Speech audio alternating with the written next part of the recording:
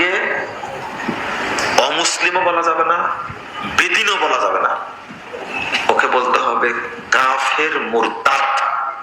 আপনি অমুসলিম বলবেন কেন? আপনি জানেন এই বেদিন, অমুসলিম, বিধর্মী বেশি খারাপ আর বেনামাজি বেশি খারাপ? কেন? সাধারণ যারা বিধর্মী এরা কি মুরতাদ? এমনি কাফের, মুরতাদ না। মুরতাদ কাকে বলে? হ্যাঁ, দিন ত্যাগ করেছে, ওর বেঁচে থাকার সুযোগ নাই, ওকে এখন মারতেই হবে। এই বেনামাজি কাফের ও মুরতাদ, একে হত্যা করা কি ফরজ। আসসালামু আলাইকুম, আশা করি সবাই ভালো আছেন। ইন্নাল হামদুলিল্লাহ ওয়াসসালাতু ওয়াসসালামু আলা রাসূলিল্লাহ, আম্মা বা'দ। এখানে মুজাফফর বিন মুহসিন সাহেব কয়েকটা কথা বললেন, কিন্তু কোনো কথারই কোনো দলিল তিনি দিলেন না। সাধারণত সালাফি শায়েখরা এটাই করে থাকেন, তারা দলিল ছাড়া কথা বলতে খুবই স্বাচ্ছন্দ্য বোধ করেন। আবার জনতাকে আবু হানিফা, শাফিঈ, মালিকি ওনাদের বিরুদ্ধে উস্কে দেন যে দলিল ছাড়া কারো কথা মানা যাবে না। এই কথা বইলে নিজেরাই দলিল ছাড়া কথা বলে, দলিল ছাড়া কারো কথা মানা যাবে না বইলেই নিজে দলিল ছাড়া কথা বলে। উনি বললেন যে বেনামাজি সে কাফের, মুশরিক, বেদিন, অমুসলিম, বিধর্মীদের থেকেও বেশি খারাপ। এটার একটা দলিল আমরা চাই মুজাফফর বিন মুহসিন সাহেবের কাছে। যেটা কোথায় আপনি পাইলেন? একটা কাফের, একটা মুশরিক, সে সবসময় আল্লাহর সাথে শিরিক করছে।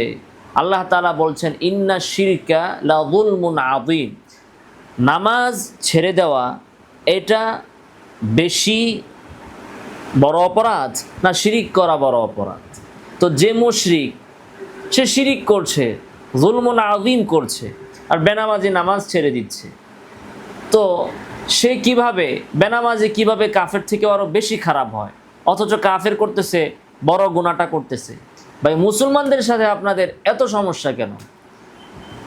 কাফের থেকেও আপনি বেনামাজিরে খারাপ বানায়া দিলেন। পৃথিবীর কোনো মুহাদ্দিস, মুফাসসির, ইমাম, ফাকি, সালাফ, খালাফ, সাহাবী, তাবিঈ কেউ এমন কথা বলে নাই যে বেনামাজি উনি কাফের থেকেও বেশি খারাপ। কোনো দলিল নাই। এর ইতিপূর্বে তিনি একটা ভিডিওতে বলেছেন যে পৃথিবীর কোনো আলেমের ভিতরে কোনো ইখতিলাফ নাই এই বিষয়ে যে বেনামাজি মুরতাদ, তাকে হত্যা করতে হবে।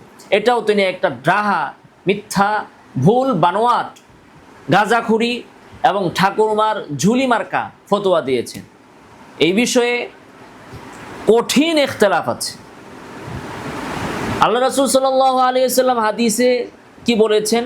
মান তারাকাস সালাতা ফাকাদ কাফারা, যে নামাজ ছেড়ে দিল সে কুফরি করল। বলেন নাই মান তারাকাস সালা ফাহুয়া কাফিরুন, যে নামাজ ছেড়ে দিল সে কাফের হয়ে গেল। মান তারাকাস সালা সারা কাফিরান, এরকম বলেন নাই, কাফের হয়ে গেল। বলেছেন তিনি সে কুফরি করল। তো এই হাদিস থেকে কারো কারো মত, যেমন ইমাম আহমদ ইবনে হাম্বল বা এই ধরনের কারো মত থাকতে পারে, যাদের ব্যাপারে, যেমন ইমাম আহমদ ইবনে হাম্বলের ব্যাপারে কথা আছে যে ওনার মধ্যে ফিকহের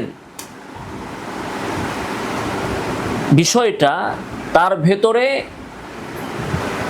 অন্য ইমামদের তুলনায় অনেক কম ছিল। উনি হাদিসের বিশাল বড় কিতাব লিখেছেন।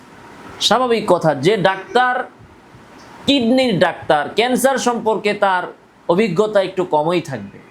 আবার যিনি ক্যান্সারের ডাক্তার, তার কিডনির বিষয়ে একটু অভিজ্ঞতা কম থাকবে। তো আহমদ ইবনে হাম্বল বিশাল হাদিসের কিতাব তিনি লিখেছেন। এই জন্য যখন যে হাদিস আসছে, দেখা গেছে যে এক বিষয়ে 3 রকম হাদিস, আহমদ ইবনে হাম্বলের মতও 3টা। সমাধান ওনার কাছে নাই যে 3 হাদিস যে 3 রকম হলো, কোনটা নাসেখ বা কোনটা মানসুখ, কোনটা আমল করা হবে আর কোনটা পারিপার্শ্বিক কারণে এসেছিল, সমাধান উনি দিতে পারেন না ইমাম আহমদ ইবনে হাম্বল। অপরদিকে আবু হানিফা, আন-নাসু আয়ালুন ফিল ফিকহি আলা আবি হানিফা, ইমাম শাফি বলে গেছেন, 4 মাযহাবের এক ইমাম, তিনি আরেক ইমাম সম্পর্কে বলেছেন যে মানুষ ফিকহের ব্যাপারে আবু হানিফার আয়াল, তার মুহতাজ, আবু হানিফাকে ছাড়া ফিক চিন্তাই করা যায় না। তো আবু হানিফা রাহিমাহুল্লাহ, ইমাম আহমদ ইবনে হাম্বল এখান থেকে হাদিসের বাহ্যিক থেকে তিনি বলেছেন। তো আবু হানিফা রাহিমাহুল্লাহ কি বলেছেন যে না, যে ব্যক্তি নামাজ এক ওয়াক্ত পড়তে পারলো না, দুই ওয়াক্ত পড়তে পারলো না, বা ছেড়ে দিচ্ছে নামাজ, তাকে কাফের বলা হবে না। কেন? আল্লাহ রাসূল তো বলেন নাই সে কাফের, বলছেন সে কুফরি কাজ করলো। তো মান তারাকা সালাহ, যে নামাজ ছাড়লো সে কুফরি কাজ করলো। এখন নামাজ ছাড়া মানে কি? মুজাফফর বিন মুহসিন বলতেছেন এক ওয়াক্ত ছেড়ে দিল। আচ্ছা আপনি বলেন তো, আপনার বউয়ের সাথে রাগ করে আপনি একদিন তার কাছে গেলেন না, মানুষকে বলবে যে আপনি বউ ছেড়ে দিয়েছেন? 2 দিন গেলেন না, মানুষ বলবে যে আপনি আপনার স্ত্রীকে ছেড়ে দিয়েছেন? যখন আপনি চূড়ান্তভাবে এটা ছেড়ে দিবেন, তালাক দিয়ে দিবেন, তখন বলবে যে সে বউ ছেড়ে দিয়েছে। 1 দিন 2 দিন 4 দিন 1 সপ্তাহ 2 সপ্তাহ 1 মাস 2 মাস বউয়ের কাছে না গেলে মানুষ বলে না যে সে বউ ছেড়ে দিয়েছে। তো আল্লাহ রাসূল বলেছেন যে মান তারাকা সালাহ, যে নামাজ ছেড়ে দিল, 1 ওয়াক্ত নামাজ ছাড়লে 2 ওয়াক্ত নামাজ ছাড়লে, সে নামাজ ছেড়ে দিল না, শয়তানের ধোঁকায় পড়ে সে পড়তে পারে নাই।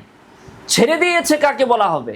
যে একদম নামাজের সাথে তার সম্পর্কই নাই, ওই ব্যক্তিকে বলা হবে নামাজ ছেড়ে দিয়েছে।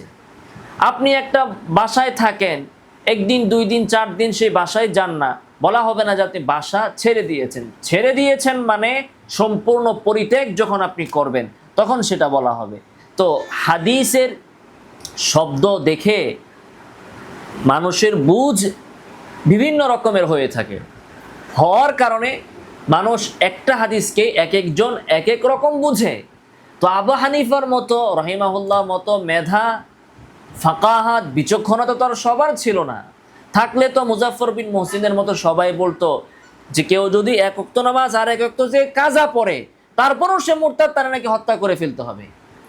ইচ্ছাকৃতভাবে সে 1 ওয়াক্ত নামাজ পড়লো না, পরের ওয়াক্ত যে কাজা পড়ছে, একই নামাজ ছাড়ছে, এর কি বলা হবে যে সে নামাজ ছেড়ে দিছে? মুজাফফর বিন মুহসিন বলতেছেন যে এরকম হলেও তাকে কি করতে হবে?